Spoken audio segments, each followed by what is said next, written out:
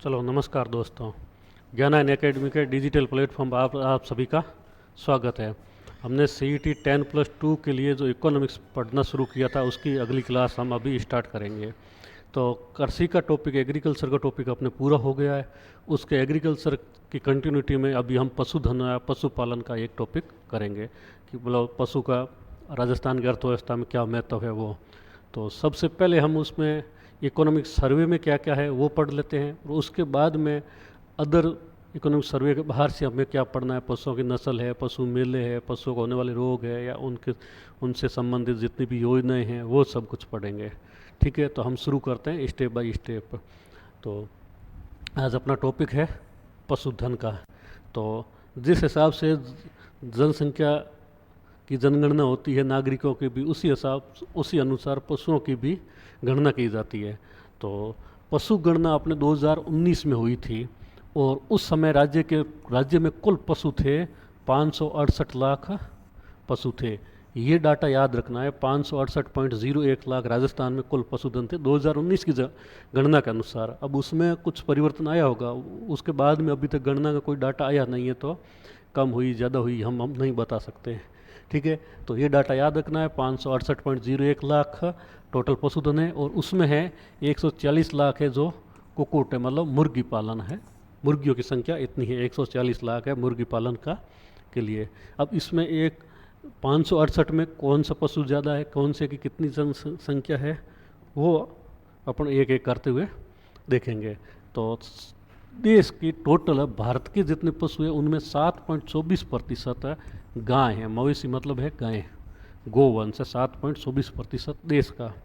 ठीक है, और देश के टोटल पशु टोटल देश के टोटल भैंस का 12.47% है राजस्थान में भैंस है, भैंसों की संख्या।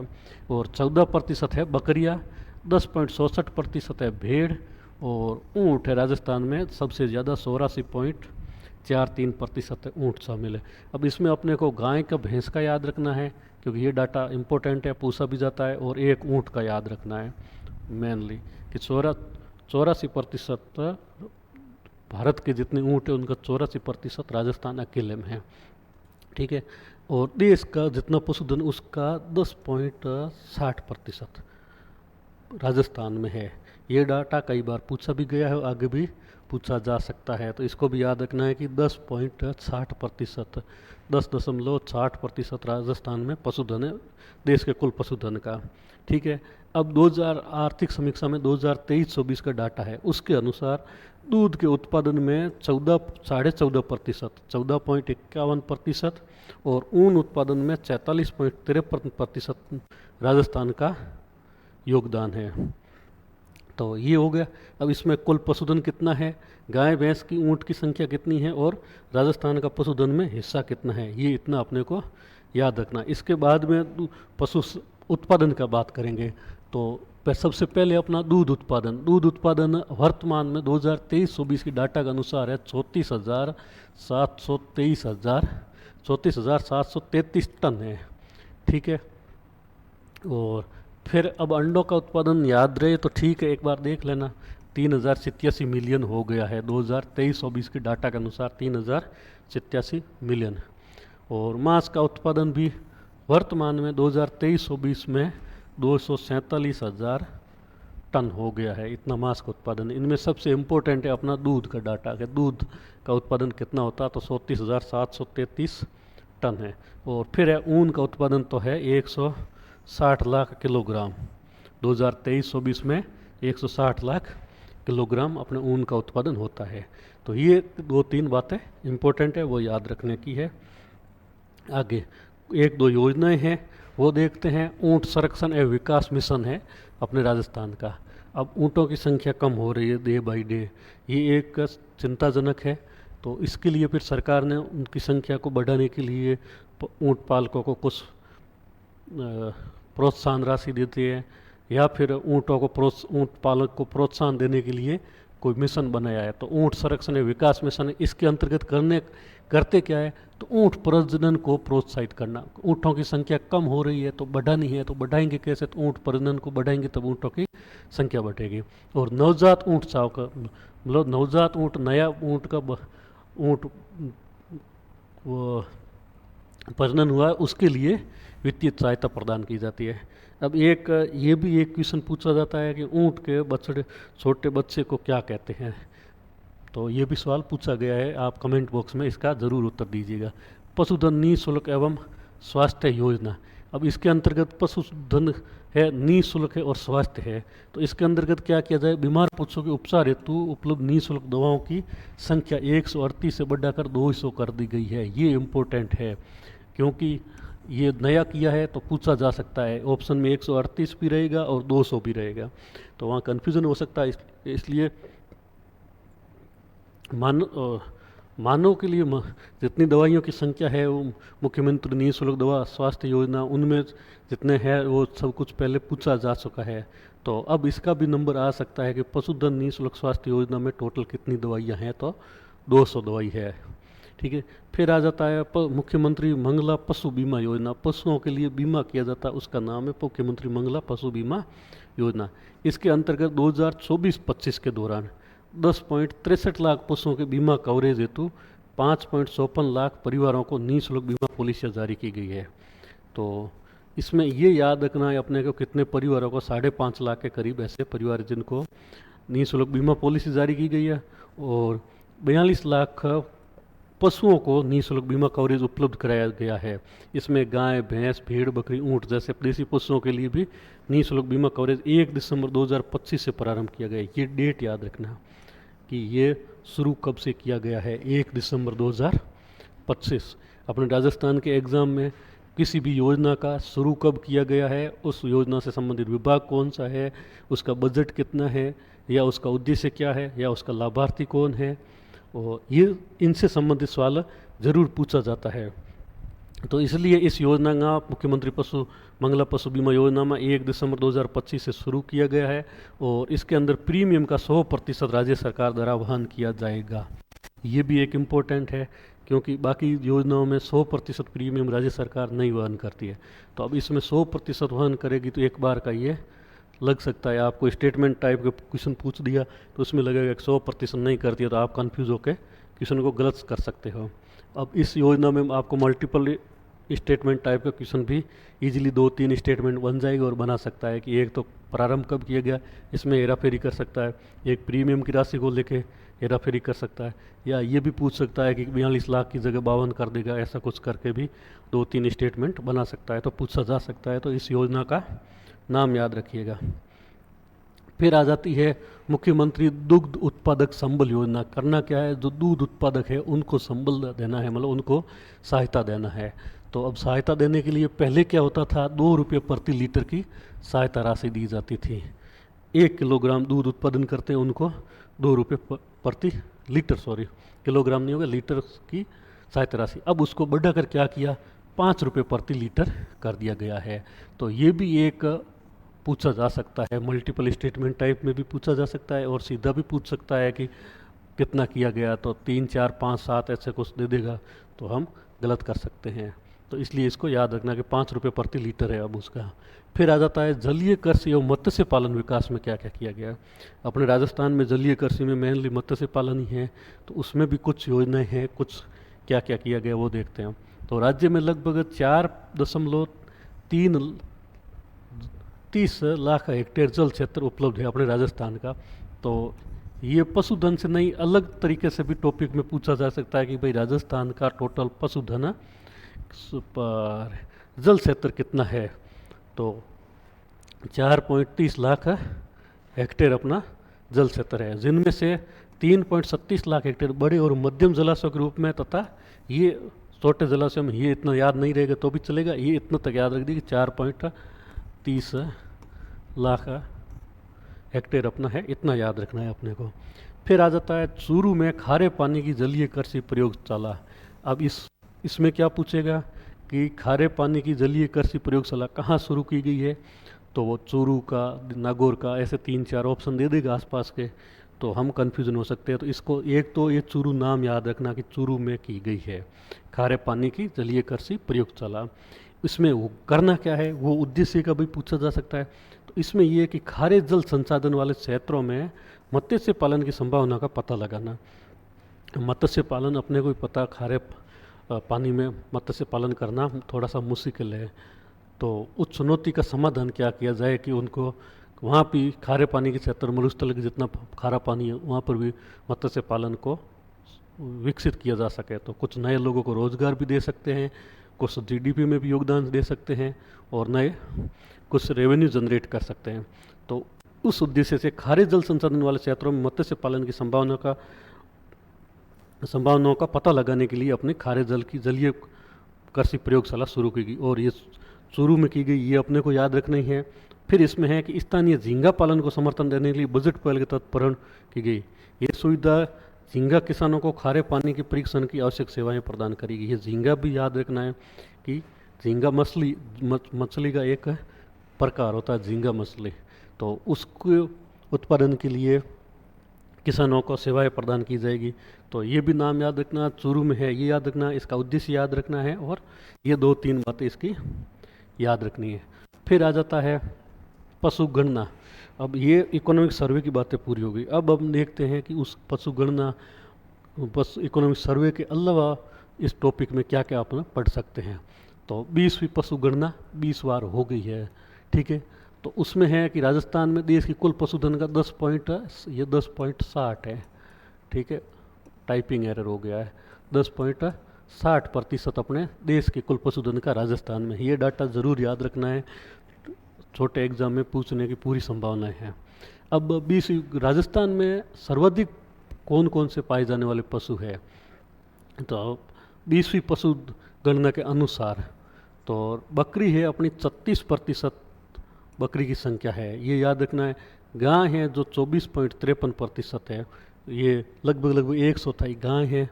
भैंस भी 1/4 के करीब करीब है, 24.10% है। और भेड़ है जो 13.91% है। इतना याद रहेगा नहीं तो भी ये सीक्वेंस में याद रखना है कि इनमें किन किन का सर्वाधिक है।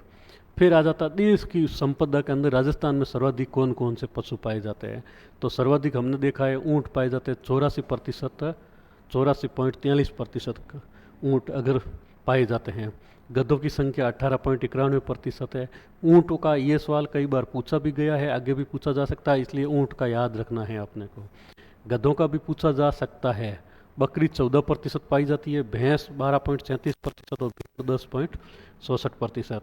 तो इनका क्रॉस मिलान के लिए या ऐसे डायरेक्ट क्वेश्चन भी पूछ सकता है कि ऊँट कितने प्रतिशत है, गधे कितने प्रतिशत है, बकरी भेड़ भैंस कितने प्रतिशत है। तो ये एक डाटा अपने को याद रखना है, ठीक है। जिस हिसाब से जनगणना के बाद हमें पता चलता है कि राजस्थान का जनसंख्या घनत्व कितना है, उसी अनुसार पशुओं का भी घनत्व मापा जाता है। तो राजस्थान में पशुओं का घनत्व है 167 स्क्वायर किलोमीटर, मतलब 1 किलोमीटर की परिधि के अंदर 166 पशु है। कुल पशु उसमें भैंस भेड़ बकरी ऊँट गधे सब शामिल है। तो ये 20वीं पशु गणना के अनुसार है हो, ठीक है। अब अगली पशु गणना में हो सकता है ये कम हो जाए या बढ़ भी जाए, लेकिन अपने को याद रखना है। और एक ये भी याद रखना है इस क्वेश्चन में कि पशु घनत्व पूछा गया है और उस समय एग्जामिनर कन्फ्यूजन करने के लिए आपको 200 लिख देगा। जनसंख्या घनत्व को भी साथ में डाटा एक ऑप्शन में वो दे देगा, एक में पशु घनत्व दे देगा और 1-2 और कोई इसके लमसम कुछ लिख देगा। तब आप कन्फ्यूजन हो सकते हो। थोड़ा सा क्विक रखना है कि पशु घनत्व पूछा है, जनसंख्या का घनत्व नहीं पूछा। कन्फ्यूजन मत करना, गलती मत करना, नहीं तो एग्जाम में बाहर आके कहेंगे कि सर ये तो आते आते हमने गलत कर दिया। ये वाला मत करना। अब सर्वाधिक पशु कहाँ कहाँ है, सर्वाधिक पशु घनत्व तो सबसे ज़्यादा अपना है डूंगरपुर में 433 पशु घनत्व है। ये सवाल अभी तक पूछा नहीं गया है, तो कहीं भी पूछा भी जा सकता है कि सबसे सर्वाधिक पशु घनत्व डूंगरपुर में है। उसके बाद बांसवाड़ा में है 386, ठीक है। उसके बाद दौसा में और जयपुर में।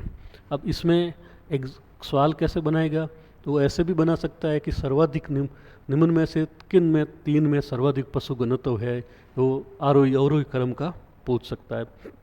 या फिर इजी क्वेश्चन बनाएगा तो ये भी पूछ सकता है कि निम्न में से किस में सर्वाधिक और न्यूनतम है।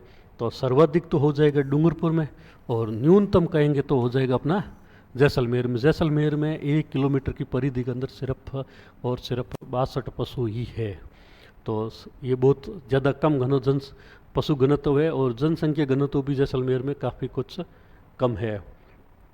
ठीक है, जैसलमेर के बाद में बीकानेर में थोड़ा सा ज़्यादा है, 90 है, बारां में 110 है, और चूरू में 117 है। तो अब ये भी चारों को याद रखना है कि जैसलमेर, बीकानेर, बारां और चूरू में पशु घनत्व कम है, और डूंगरपुर, बांसवाड़ा, दौसा, जयपुर में पशु घनत्व ज़्यादा है। टोटल पशु घनत्व कितना है, इनमें किस डिस्ट्रिक्ट में किस में ज़्यादा नहीं याद रहे तो कम से कम इन दो डिस्ट्रिक्ट का तो याद रखना ही रखना है, डूंगरपुर और जैसलमेर का। इनमें कम और ज़्यादा है, इसमें भी कन्फ्यूजन मत होना। पहले न्यूनतम का पूछा है, अधिकतम, वो सीक्वेंस में ऐसे भी दे सकता है कि अधिकतम क्रमशः अधिकतम और न्यूनतम किस किन जिलों में है। अधिकतम की जगह पहले जैसलमेर लिख देगा न्यूनतम वाला, तो गड़बड़ हो जाएगी। इसलिए इस बात का ध्यान रखना है कि जिस सीक्वेंस में क्वेश्चन पूछा है, क्वेश्चन की लैंग्वेज को अच्छे से टैकल करना है, लैंग्वेज को समझना है, उसमें 5 से 10 सेकंड समझने में लगाना है, फिर अपने को उत्तर की तरफ सोचना है कि पूछा क्या है वो पहले समझना है। अब 20वीं पशु गणना के अनुसार सर्वाधिक कमी वाले पशु कौन कौन से हैं, तो संख्या के आधार पर देखना है और प्रतिशत के आधार पर भी देखना है। तो सर्वाधिक कमी हुई है संख्या के आधार पर कहेंगे तो भेड़ की, दूसरे नंबर पे बकरी, तीसरे नंबर पे ऊंट और सूअर और गधा। इतना याद रहे तो ठीक है, नहीं तो सर्वाधिक कमी अपनी भेड़, बकरी की, ऊंट की। इन ऊंट तीसरे नंबर पे आएगा संख्या के आधार पर। ठीक है, ये कन्फ्यूज़न नहीं होना है कि ऊंट की सर्वाधिक कमी हो रही है। अब ये हमेशा चर्चा का विषय रहता है, न्यूज़ में भी ये रहता है, तो हम ऐसा नहीं हो कि सीधा ऊंट ही देखा और टिका के आ गए। ठीक है, फिर आ जाता है प्रतिशत के आधार पर। तो प्रतिशत के आधार पर गद्दा में है 71%, और खच्चड़ में है 60%, सूअर में 34%, ऊँट में भी 34% की कमी आई है। तो ऊँट में 34.69% की कमी आई है। फिर आ जाता है भेड़ में, तो सबसे ज़्यादा अगर प्रतिशत के आधार पर देखेंगे तो गधे की कमी है, 71% गधे कम हो गए हैं, और भेड़ की संख्या के आधार पर। तो ये भी ऐसे भी पूछा जा सकता है सवाल।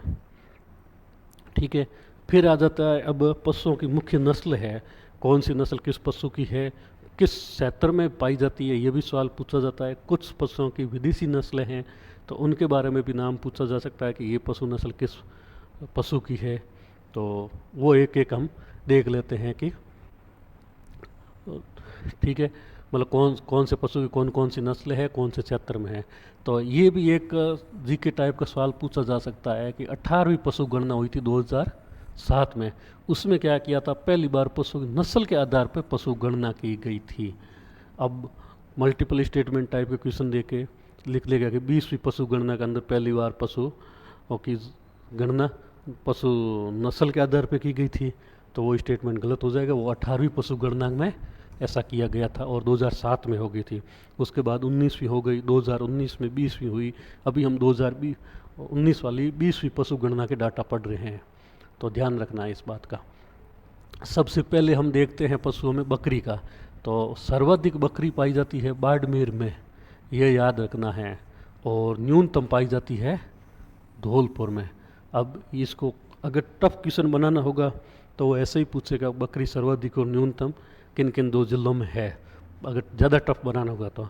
नहीं तो फिर वो क्या करेगा, इनमें 3-4 नस्ल का नाम दे देगा, पूछेगा कि ये नस्ल कौन सी पशु की है, या निम्न में से बकरी की कौन सी नस्ल नहीं है।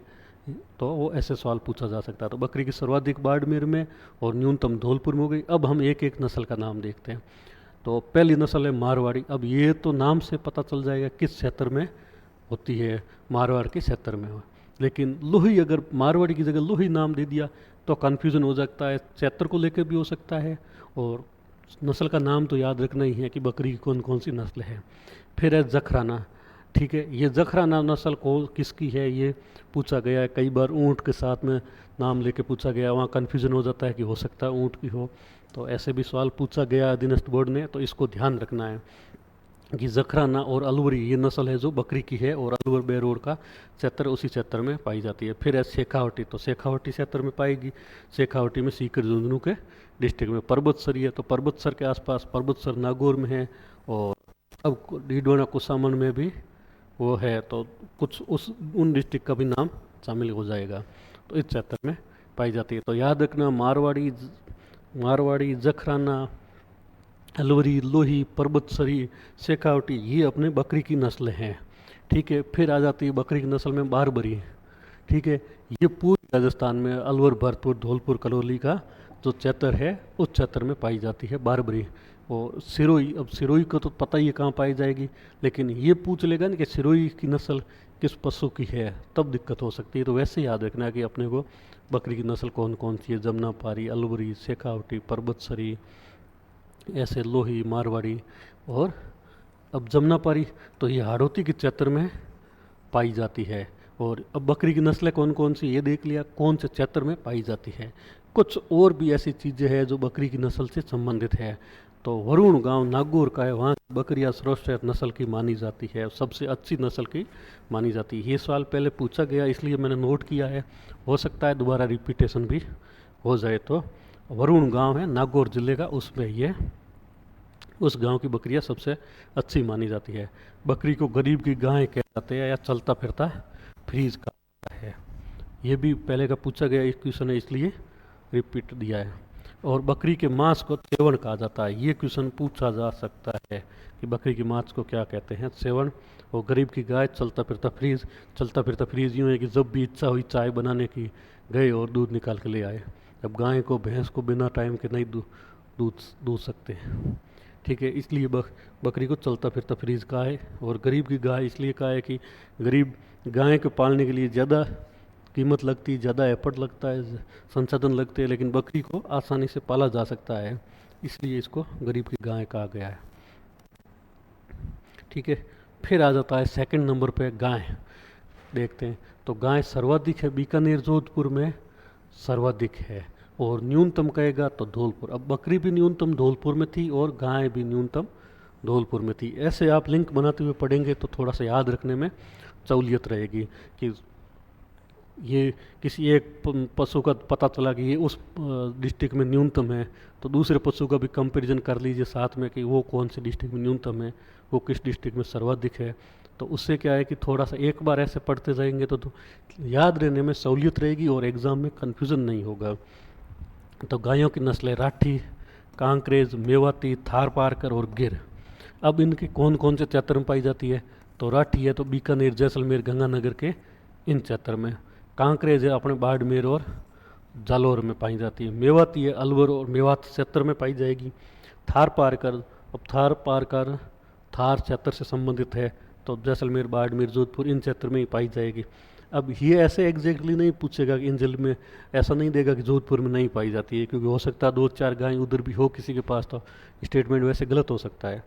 तो लेकिन वो पूछेगा क्या, इनमें कंफ्यूज करेगा कि ये नस्ल में से गाय की कौन सी नस्ल नहीं है या कौन कौन सी है, उनमें एक नस्ल दूसरी डाल देगा, भैंस की, बकरी की, ऊँट की, थोड़ा सा कन्फ्यूजन करवा देगा, सिमिलर टाइप की होगी वो डाल देगा। फिर आ जाता है गिर। गिर है अजमेर, भीलवाड़ा और चित्तौड़ के क्षेत्र में गिर है। तो राठी, कांकरेज, मेवाड़ी, थारपारकर, गिर ये है जो गाय की नस्ल है। हरियाणवी तो क्षेत्र का अपने सीकर झुंझुनू जो हरियाणा का टच का क्षेत्र है, शेखावटी का, उसमें पाई जाती है। मालवी तो मालवा का क्षेत्र से संबंधित होगा, जो कोटा, चित्तौड़, झालावाड़ के क्षेत्र जो है मालवा के टच में है वहाँ पे। चांचोरी तो जालोर, चांचौर के सिरोही में, इन डिस्ट्रिक्ट में। नागौरी तो नागौर के डिस्ट्रिक्ट में पाई जाती है। अब कन्फ्यूज़न ये करेगा कि नागौरी, सांचौरी नाम से तो पता चल जाए किस क्षेत्र में, तो वो ऐसे इजीली सवाल पूछेगा नहीं, वो पूछेगा कि ये किस पशु की नस्ल है, तब दिक्कत होगी। अब गाय की क्या है कि 3 विदेशी नस्लें भी है, तो एक है जर्सी, एक है रेड डेन, एक है होलिस्टीन। ठीक है, इनमें जर्सी है जो अमेरिका की है, और रेड डेन है, डेन से याद रखना, डेन है जो डेनमार्क की है, और होलिस्टीन है जो हॉलैंड की है। ये दोनों नाम तो अपने को याद रह जाएंगे कि होलिस्टीन है हॉलैंड की, रेड डेन है डेनमार्क की, और जर्सी है जो अमेरिका की है। ठीक है, ये तीन। अब इनमें क्या करेगा, जर्सी, रेड डेन, होलिस्टीन, ऐसे भी सिंपल क्वेश्चन पूछना होगा तो पूछ लेगा कि ये निम्न में से किस पशु की है, और या फिर उनके साथ मिलान एक इसमें भी दे देगा तो कन्फ्यूजन हो सकता है, तो वैसे क्वेश्चन भी बना सकता है। फिर आ जाता है भैंस का। तो भैंस सर्वाधिक पाई जाती है जयपुर में। भैंस को पालने के लिए संसाधन गाय, बकरी, भेड़ इनसे ज़्यादा चाहिए। तो अब यहाँ मरुस्थल के क्षेत्र में पानी की कमी है, तो चारा की कमी है, तो भैंस रखना थोड़ा सा मुश्किल है। तो अपने क्षेत्र में अंदर भैंस कम है, इसलिए न्यूनतम जैसलमेर में पाई जाती है। ठीक है, और सर्वाधिक जयपुर में है। अब इसकी नस्लें कौन कौन सी है, तो एक नस्ल है मुर्रा। ठीक है, ये पूर्वी राजस्थान के क्षेत्र में पाई जाएगी, धौलपुर, भरतपुर, सवाई माधोपुर, करौली इन डिस्ट्रिक्ट में। ठीक है, मुर्रा। फिर है सुरती, उदयपुर, जालोर, सिरोही इन डिस्ट्रिक्ट में। जाफराबादी, तो दक्षिणी पश्चिमी राजस्थान में। मेहसाना, दक्षिण पश्चिमी राजस्थान जो मेहसाना के टच में। भदावरी, पूर्वी राजस्थान में भदावरी। अब इनका नाम याद रखना आप ज़रूरी है कि मुर्रा, सुरती, जाफराबादी, मेहसाना, भदावरी ये कौन से पशु की नस्ल है। तो ऐसा याद रखना, 76 का नाम तो कम संभावना पूछेगा। ठीक है, फिर आ जाती है भेड़। तो भेड़ सर्वाधिक बाड़मेर में और न्यूनतम बांसवाड़ा में पाई जाती है। ठीक है, इसकी नस्ल है तो एक है मालपुरी। अब मालपुरी मालपुरा क्षेत्र टोंक में है, उससे संबंधित आसपास के डिस्ट्रिक्ट में पाई जाएगी। फिर है चोकला, चोकला झुन्नू, सीकर, बीकानेर इन डिस्ट्रिक्ट में पाई जाती है। चौनाड़ी, सोनरी ये उदयपुर, डूंगरपुर, चित्तौड़ उस बेल्ट में पाई जाती है। और नाली है जो हनुमानगढ़, गंगानगर की डिस्ट्रिक्ट में पाई जाती है। तो इनमें भी भेड़ का मालपुरी, चोकला, सोनड़ी, नाली ये नाम याद रखना है कि भेड़ की नस्ल है। पुगल, पुगल बीकानेर में एक जगह है, तो उसके आधार पर बीकानेर से पाई जाती है। मगरा बीकानेर में पाई जाती है। मारवाड़ी अपने मारवाड़ क्षेत्र में पाई जाती है। जैसलमेरी जैसलमेर में पाई जाएगी। खैरी, जोधपुर, पाली, नागौर, मतलब ये भी अपने मारवाड़ के क्षेत्र में ही पाई जाती है। तो अब इनमें ऐसा तो नहीं पूछेगा कौन से डिस्ट्रिक्ट में, लेकिन ये नाम ज़रूर पूछेगा। इनमें एक जगह दूसरी बकरी का डाल देगा, एक भेड़ का है, वहाँ कन्फ्यूज़न हो जाएगा कि बकरी की थी नस्ल या भेड़ की थी। तो वैसे ही अपने को याद रखना है, इसको दोबारा स्क्रीनशॉट लेके देखना है, दोबारा थोड़ा सा याद करने की कोशिश करनी है। और आगे बढ़ते हैं तो भेड़ की जो विदेशी नस्ल है वो है रूसी, मेरिनो, टोंक, जयपुर, सीकर इत्यादि डिस्ट्रिक्ट में पाई जाती है। तो विदेशी नस्लों का आप नाम रख लीजिए, इससे ज़्यादा आपको नहीं पूछा जाएगा, क्योंकि इससे ज़्यादा पूछना फिर टफ हो जाएगा, वो बहुत कम संभावना है 10+2 लेवल के लिए। रूसी, मेरिनो, रेम्बुल, डोरसेट और कोरिडेल ये 4 नस्ल है जो भेड़ की है, विदेशी नस्ल है। रूसी, मेरिनो, रेम्बुल, डोरसेट और कोरिडेल। अब इसमें कन्फ्यूजन हो सकता है, एक 3 4 है, इनमें एक साथ गाय की डाल देगा या गाय वालों में एक ये डोरसेट डाल देगा, तो कन्फ्यूजन हो सकता है, इसलिए ध्यान रखना है, ये ऐसी गलती नहीं करनी है। फिर आ जाता है ऊँट का। तो भारत के सर्वाधिक ऊँट राजस्थान में 84% पाया जाता है, और राजस्थान में सर्वाधिक जैसलमेर में पाया जाता है और न्यूनतम प्रतापगढ़ में पाया जाता है। ये क्वेश्चन कई बार पूछा भी गया है कि ऊँट सबसे ज़्यादा किस डिस्ट्रिक्ट में पाया जाता है और सबसे कम किस डिस्ट्रिक्ट में पाया जाता है। तो इसकी भी नस्लें देख लेते हैं। एक है कैरूपाल, बीकानेरी, नाचना, नाचना जैसलमेर में एक जगह का नाम है। गोमट, ये ऊँट की नस्लें हैं। तो एक कैरूपाल है जो बीकानेर, चूरू के क्षेत्र में। बीकानेरी है जो बीकानेर के क्षेत्र में, ये भी बड़ा होगा, मात्रात्मक त्रुटि हो गई टाइपिंग की वजह से। तो फिर नाचना जैसलमेर में, तो जैसलमेर के क्षेत्र में। गोमट जोधपुर के क्षेत्र में पाई जाती है। इसके अलावा सिंधी है, कच्छी है, मेवाड़ी है, मारवाड़ी है। ये अच्छी की जगह होगा कच्छी होगा, मतलब काठियावाड़, कच्छ, भुज के क्षेत्र में ये उस बेल्ट से रिलेटेड अपनी एक ऊँट की नस्ल है। तो अब हो या ऊँट की नस्ल में कैरूपाल, बीकानेरी, नाचना, गोमट, सिंधी, कच्छी, मेवाड़ी, मारवाड़ी। अब ध्यान रखना, मारवाड़ी ऊँट की भी नस्ल है, और उधर हमने पकड़ा था बकरी की भी नस्ल है, ये कन्फ्यूज़न हो सकता है। ठीक है, तो ऐसा ध्यान रखना है, दोनों की एक ही नस्ल नाम है। फिर आ जाता है अश्व, घोड़े। घोड़े सर्वाधिक अपने बीकानेर, बाड़मेर में पाए जाते हैं और न्यूनतम डूंगरपुर में पाए जाते हैं। सर्वाधिक बीकानेर बाड़मेर में और न्यूनतम डूंगरपुर में। अपने बाड़मेर में मालानी किस्म आएगी। मालानी किस्म के घोड़े अपने बहुत फेमस है, युद्ध के लिए, मैदान भागने के लिए ये घोड़े प्रसिद्ध है। ठीक है, तो ये अपने मालानी क्षेत्र बाड़मेर सिवाना ये इन क्षेत्र में पाया जाता है। और फिर आ जाता है मारवाड़ी, तो ये भी मारवाड़ के क्षेत्र में पाया जाता है। एक है काठियावाड़ी घोड़े, तो ये बाड़मेर जालौर काठियावाड़ से अपना गुजरात से टच क्षेत्र इसमें इस क्षेत्र में पाया जाता है। ध्यान रखना, घोड़े की जितनी भी नस्ल है वो अपने पश्चिमी राजस्थान के बेल्ट में ही पाई जाती है। इनका नाम याद रखना, मारवाड़ी घोड़े की भी नस्ल है, बकरी की भी है, ऊँट की भी है, तो कहीं कन्फ्यूजन ना हो जाना। ठीक है, मालानी, मारवाड़ी, काठियावाड़ी ये घोड़े की नस्लें हैं। बाड़मेर के घोड़े फेमस है मालानी नस्ल के। फिर आ जाता है गद्दा के, सर्वाधिक बाड़मेर में है। फिर चूअर सर्वाधिक जयपुर भरतपुर में है। और खच्चर है जो सर्वाधिक अलवर में है। और कुक्कुट है सर्वाधिक अजमेर और उदयपुर में है। अब इनका नाम याद रहे तो ठीक है, नहीं याद रहेगा तो भी चलेगा, लेकिन इससे पहले जितने भी पशु थे उनके पशुओं की नस्लें कौन कौन सी है वो और किस पशु की कौन सी नस्ल है, ये सवाल कई बार अधीनस्थ बोर्ड में फेवरेट क्वेश्चन है, पूछा जाता है और उसमें अपने को कन्फ्यूज़न करवाता है छोटी छोटी बात को लेकर। ठीक है, अब हम आगे पढ़ते हैं। जिस हिसाब से हमने कृषि अनुसंधान केंद्र पढ़े थे, कृषि के उत्कृष्टता केंद्र पढ़े थे, कौन सी फसल का किस डिस्ट्रिक्ट में है, काजरी कहाँ है, काजरी के उप केंद्र कहाँ हैं, वो सारी चीज़ें हमने पढ़ी थी। उसी हिसाब से पशुओं को लेकर भी अनुसंधान केंद्र है, उनको भी अपने को देखना है। तो राष्ट्रीय ऊंट अनुसंधान केंद्र जो अपना है बीकानेर में, ये सवाल पूछा गया है। राष्ट्रीय ऊंट अनुसंधान, ऊंट को अनुसंधान केंद्र बीकानेर में है। और केंद्रीय, अब इसमें राष्ट्रीय है ऊंट के साथ में, बाकी के साथ फिर केंद्रीय आ जाता है।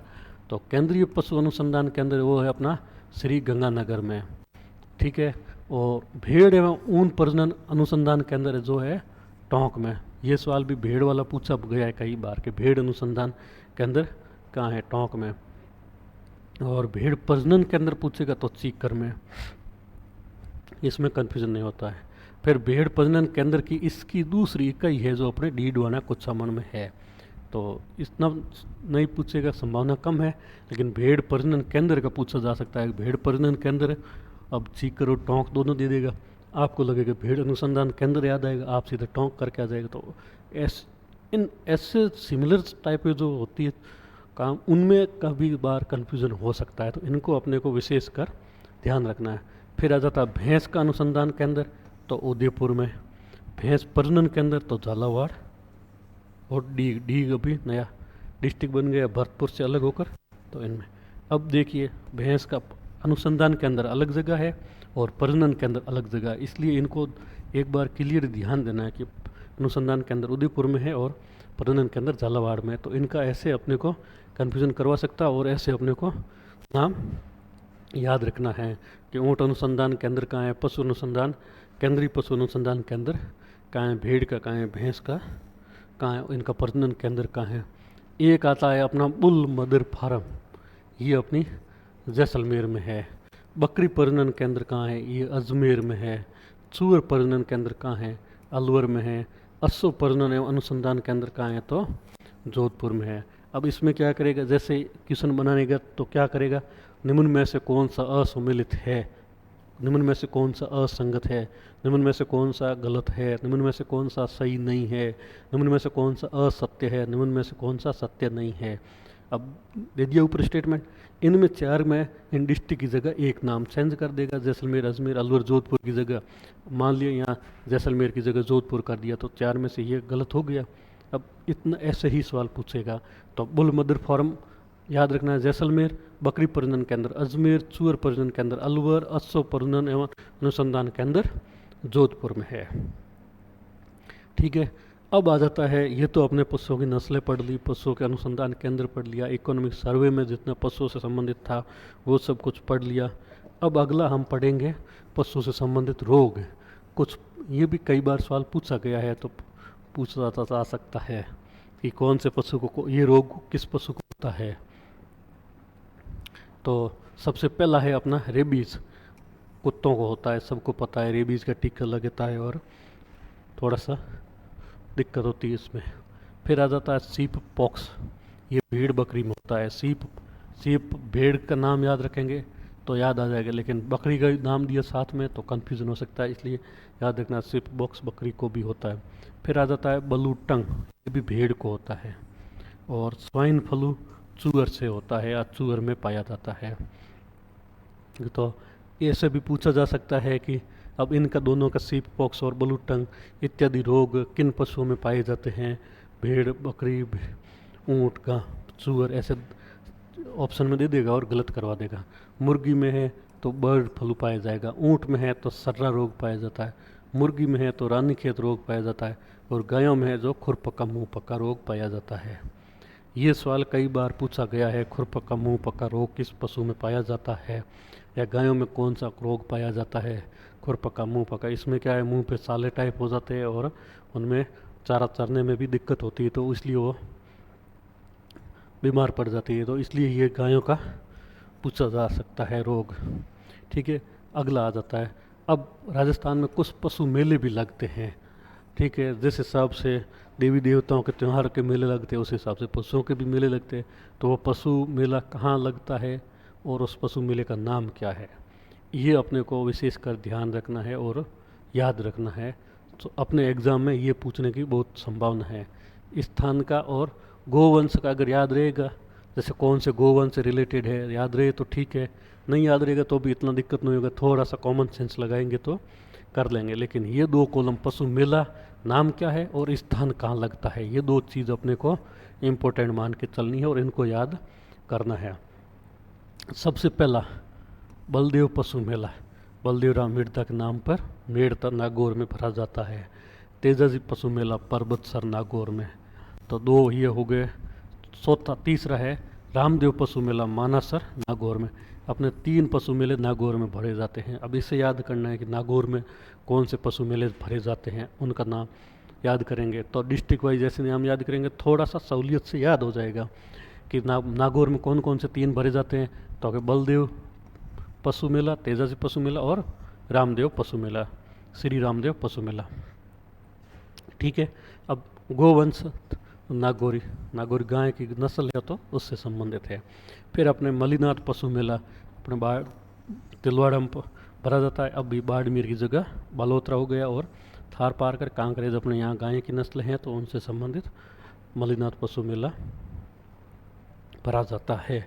ठीक है, बलदेव पशु मेला 3 नागौर के हो गए और 1 अपने बालोतरा का हो गया। फिर नेक्स्ट गोमती सागर पशु मेला झालरापाटन में भरा जाता है। झालरापाटन गोमती सागर वहाँ नदी है उसके किनारे, तो ये याद रखना है कि गोमती सागर पशु मेला झालरापाटन झालावाड़ में भरा जाता है। चंद्रभागा पशु मेला यही भी झालरापाटन झालावाड़ में भरा जाता है। और तो 2 हो गए झालावाड़ के, गोमती सागर और चंद्रभागा। चंद्रभागा भी एक नदी का नाम है, उसके नाम नदी के किनारे, जैसे अपने तिलवाड़ा का लूणी नदी के किनारे भरा जाता है, वैसे पशु मेला चंद्रभागा गोमती सागरी नदियों के किनारे, तो उनके नाम पे इनका मेलों का नाम है। फिर आ जाता है जसवंत पशु मेला भरतपुर में। तो भरतपुर में अपना एक ये 3 नागौर में, 1 बालोतरा या बाड़मेर कहेंगे, और 2 झालावाड़ में, और 1 भरतपुर में। आगे है गोगामेड़ी पशु मेला हनुमानगढ़ में। अब गोगामेड़ी ये स्थान हनुमानगढ़ का है, तो नाम से याद रख लेना कि गोगामेड़ी हनुमानगढ़ में भरा जाता है। ठीक है, फिर आ जाता है महाशिवरात्रि पशु मेला करौली में, और कार्तिक पशु मेला पुष्कर अजमेर में, जो कार्तिक महीने में भरा जाता है।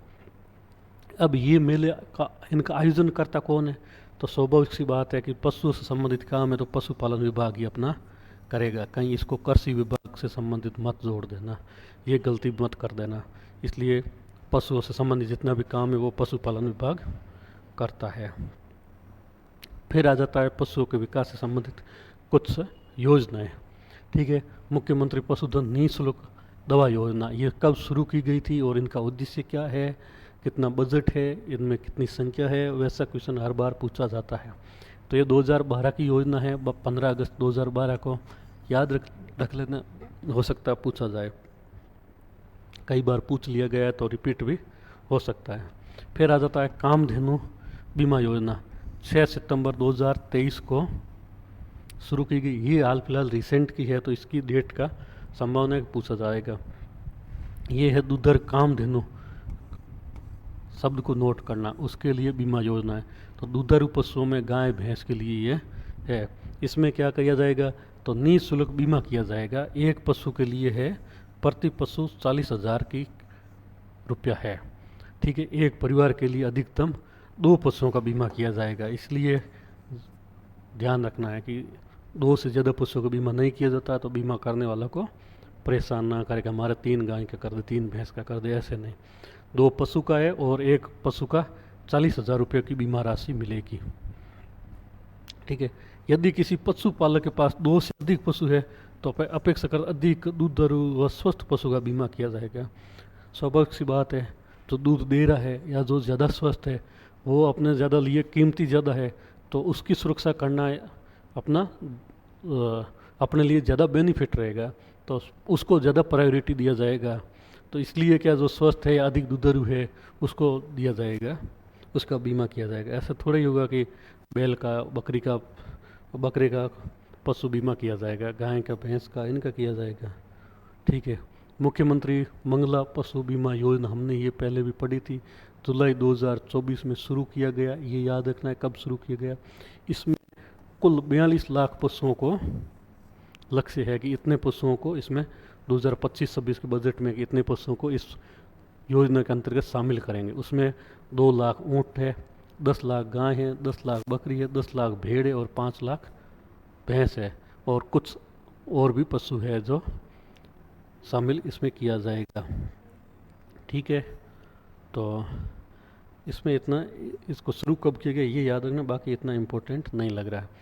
कुछ अन्य जैसे पशुपालक विदेशी कोष अपना एक फंड है जो पशुपालकों को प्रोत्साहन देने के लिए, उनको मुआवजा देने के लिए, उनके नुकसान की भरपाई करने के लिए एक कोष फंड बनाया गया है। जब भी आवश्यकता होती है उस फंड से पैसा निकाल के किसानों को, पशुपालकों को दिया जाता है। तो पशुपालक का विदेशी कोष है, ये है 250 करोड़ रुपए का। ये याद रखना कितने करोड़ रुपए का है, तो 250 करोड़ रुपए का है। और एक है ऊँट संरक्षण एवं विकास के तहत नवजात ऊँट के पालन पोषण की राशि पहले थी 10,000 रुपया, अब इसको बढ़ा के दुगना कर दिया गया, 20,000 रुपया कर दिया गया है। ठीक है, तो ऊँट संरक्षण एवं विकास इसकी राशि कितनी है, तो ये याद रखना है, अभी 20,000 रुपया है। ये अभी सवाल पूछने की संभावना है। और ये फंड कितने करोड़ का है, वे पूछ लेगा 50 करोड़, 200 करोड़, 250 करोड़, 500 करोड़ ऐसे दे देगा तो हम गलती कर सकते हैं। तो इनको 2 को याद रखना है। ठीक है, तो दोस्तों इतना ही इस क्लास में, और एक बार हम इसको रिकैप कर लेते हैं जल्दी जल्दी।